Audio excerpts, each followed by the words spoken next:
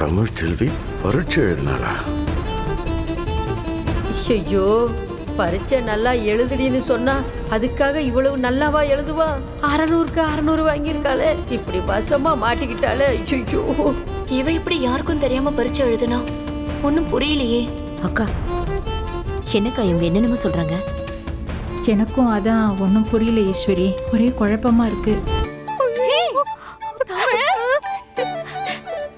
நீ பரீட்சையில 600க்கு 600 மார்க் வாங்கியிருக்கியா? ஐயோ அக்கா, நீங்க வேற ஏன்க்கா? நானே பரீட்சை எழுதின விஷயம் எல்லாருக்கும் தெரிஞ்சிருச்சுன்னு பயத்துல இருக்கேன். இப்ப என்ன பண்றதுக்கா? ஷோ, ஒன்னும் புரியலையே. மாப்பிள்ள, நல்லா எழுதியிருக்கான்னு சொன்ன, ஆனா இவ்வளோ நல்லா எழுதியிருப்பாளா? மாமா நீ வேற ஏன் மாமா வாய மூடு மாமா. என் வாய மூடினாலும் அவங்க வாய மூட முடியாதே.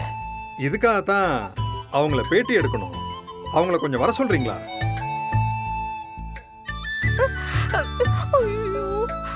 என்ன சார், நீங்களும் இந்த நல்ல விஷயத்தை கேட்டு சந்தோஷத்துல அப்படியே உறைஞ்சு போயிட்டீங்க போல.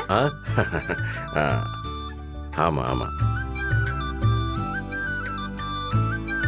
சார், உங்க மருமக தமிழ்ச்செல்வியை பேட்டி எடுக்க வந்திருக்கோம், அவங்கள வர சொல்லுங்களேன்.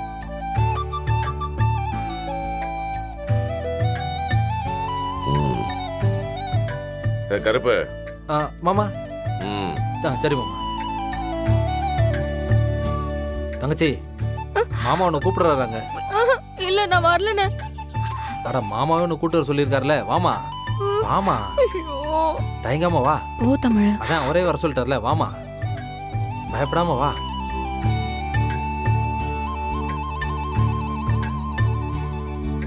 ஐயோ சத்தம், என்ன பண்ண போறேன்னு தெரியலையே.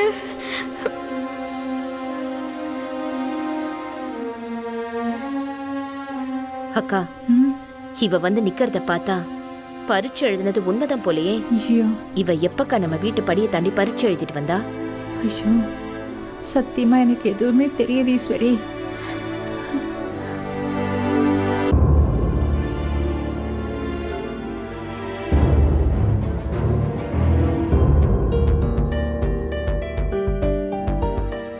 ஐயா, அப்படியே உங்க பையனே வர சொன்னீங்கன்னா நல்லா இருக்கும். ஆஹா, ஜோலி முடிஞ்சு. உங்க பையன் சேதுவே வர சொல்லுங்க.